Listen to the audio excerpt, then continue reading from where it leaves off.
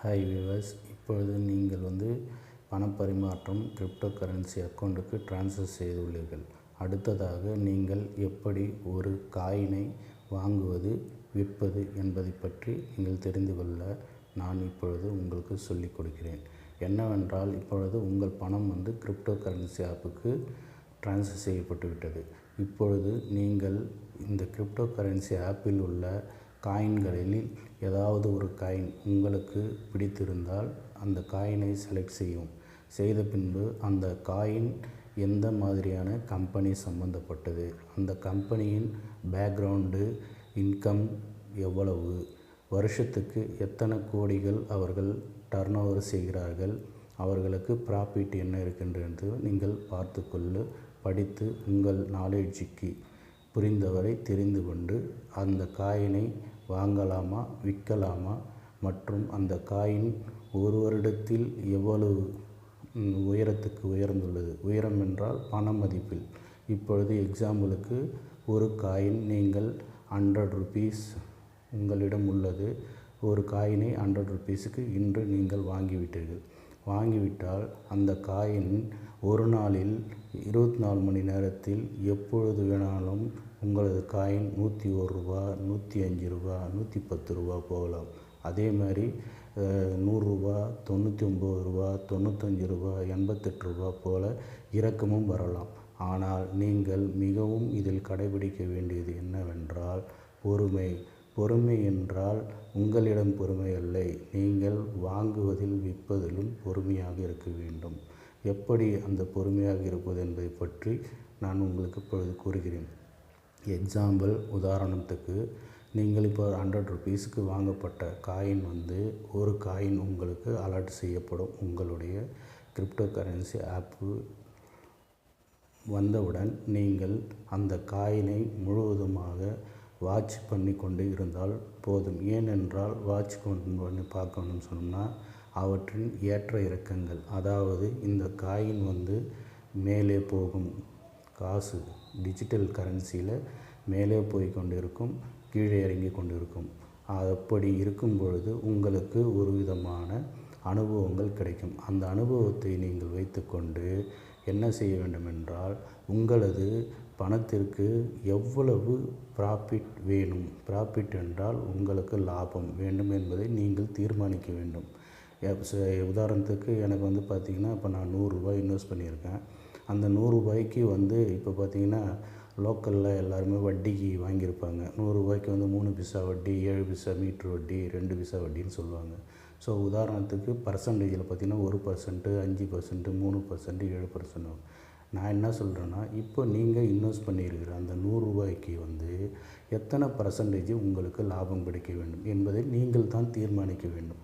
தீர்மானித்து விட்டீர்கள் என்றால் அடுத்த கட்ட நடவடிக்கையாக நீங்கள் வாங்கி வைத்திருக்கும் அந்த காயினை விற்பதற்கான ஒரு முடிவை செய்து நீங்கள் அதில் உங்கள் பணத்திலிருந்து எவ்வளவு லாபம் வேண்டும் என்பதனை தீர்மானித்த பிறகு, இப்பொழுது எக்ஸாம்பிள் உதாரணத்துக்காக 100 ரூபாய்க்கு வாங்கின காயினை பார்த்திங்கன்னா நீங்கள் ஒரு 105 ரூபாய், அதாவது 5 ரூபாய் லாபத்தில் எனக்கு ஒரு காயின் மீது கிடைத்தால் போதும் என்று தீர்மானித்து விட்டீர்கள் என்றால் அதை நீங்கள் இப்பொழுது அதில் ஸ்டாப் லாஸ் ஆர்டர் என்று சொல்வார்கள். ஸ்டாப் லாஸ் என்றால் இந்த 105 ரூபாய்க்கு மட்டும் வந்தால் இந்த காயினை விற்க நான் அனுமதிக்கிறேன் என்று அந்த கட்டத்தில் நீங்கள் உங்களுடைய 105 ரூபாய் என்ற இலக்கு எண்ணை பதிவு செய்து நீங்கள் லிமிட் ஆர்டரில் சப்மிட் செய்ய வேண்டும்.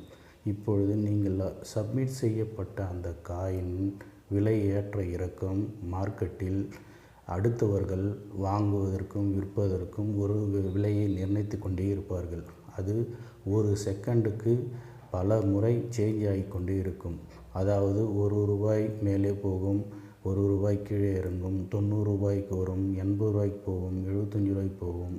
ஆனால் நாள் கணக்கு இதற்கு நமக்கு தேவையில்லை. நாம் நிர்ணயித்து விட்டோம், எனக்கு 105 ரூபாய் வந்தால் இந்த காயினை விற்று விடுவோம் என பதிவு செய்துவிட்டோம். அதனால் 105 ரூபாய் என்று வருகிறதோ, நீங்கள் தூங்கிக் கொண்டு இருந்தாலும் சரி, நீங்கள் வேலை செய்து கொண்டு இருந்தாலும் சரி, நீங்கள் பதிவு செய்யப்பட்ட அந்த அமௌண்ட்டு, அதாவது விலை நிர்ணயம் வந்தவுடன் தானாக அந்த காயின் விற்றுவிடும். அப்பொழுது உங்களுக்கு 100 ரூபாய் மேல் 5 ரூபாய் ப்ராஃபிட் ஒரு காயின் வந்துவிடும். இதுபோன்று நம்மிடத்தில் உள்ள பணத்தில் நாம் எவ்வளவு காயின் வாங்கி வைத்திருக்கிறோம் என்பது மல்டிபிள் செய்து, அதாவது இன்ட்டு செய்து பார்த்தீர்கள் என்றால் உங்களுடைய ப்ராஃபிட் எவ்வளவு, அதாவது லாபம் எவ்வளவு என்று உங்களுக்கு தெரியும். இது பார்த்திங்கனாக்கா வழிமுறைகள் நிறைய இருக்குது.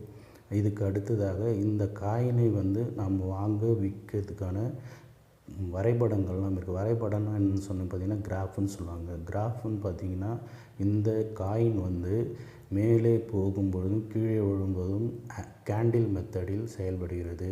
நிறைய வகையில் வரைபடங்கள் உள்ளது. அதில் நாம் கேண்டில் மெத்தடை எடுத்துக்கொள்ள வேண்டும்.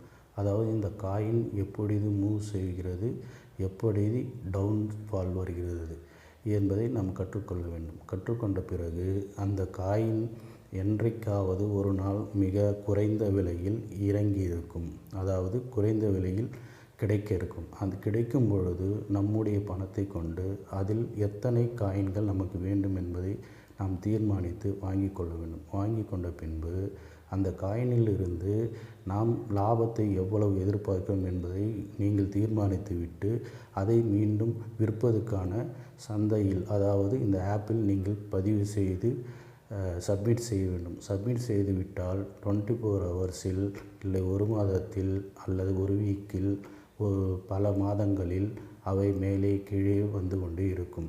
அப்பொழுது வந்து கொண்டு இருக்கும் பொழுது நீங்கள் தினமும் அதை வாட்ச் செய்யலாம். நீங்கள் பார்க்காமல் கூட இருக்கலாம். ஆனால் நீங்கள் ஃபிக்ஸ் பண்ணி அந்த அமௌண்ட் வந்தவுடன் அவை ஆட்டோமேட்டிக்காக உங்களுக்கு விற்றுவிடும்.